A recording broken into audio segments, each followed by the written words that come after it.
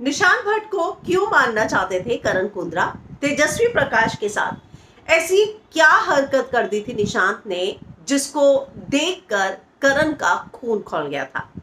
आप जानते ही हैं कि पिछले कुछ हफ्तों में करण और निशांत के बीच में बहुत ज्यादा अनबन रही और ऐसे में इस अनबन के बाद आज दोनों बैठकर लगातार बात कर रहे थे, सारी चीजों को क्लैरिफाई कर रहे थे।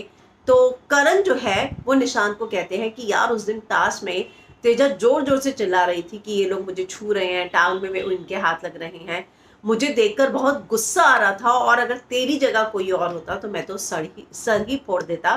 मैं तुझे जानता हूँ इतने सालों से और सबसे बड़ी बात कि तू तेजस्वी का भी दोस्त है, तो तू ऐसा क्यों करेगा? जिस पर निशांत ने कहा कि मुझे और प्रतीक दोनों को जो है ये बात पता है कि लेवल क्या है, हमारी लिमिटेशंस क्या है। और जहां तक बात है कि वो बात ये चिल्ला चिल्ला कर बोल रही थी, तुझे नहीं पता कि उसने हमें कितनी लातें मारी हैं? जिस पर करण कहता है कि वो चिल्लाई, उसने बोला भी मैंने देखा, लेकिन मुझे लगा कि तू भी तो उसका दोस्त है, तू ऐसा थोड़ा ना करेगा। लेकिन मैं ये सोचता हूँ कि तेजस्वी भी ऐसे ही क्यों बोल रही होगी, तेजस्वी को ऐसा फील हुआ होगा तभी तो बोल रही होगी।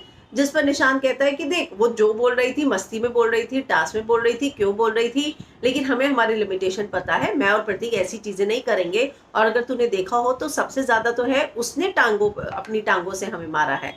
तो एक बात तो साफ है कि बार बार क्या करण के भी जहन में ऐसा लगता है कि जो तेजस्वी उस दिन कह रही थी कि ये लोग मुझे मार रहे हैं, छू रहे हैं, वो बात करण ने आज निशांत से इस बात का जिक्र किया। लेकिन वो ये भी बोलते हुए नजर आए कि टास्क है, लड़की लड़की साथ में ही करेंगे। ऐसे में टास्क में जो है और आप जो है दोस्त है पहले से, तो ऐसी चीजें होंगी थोड़ी ना।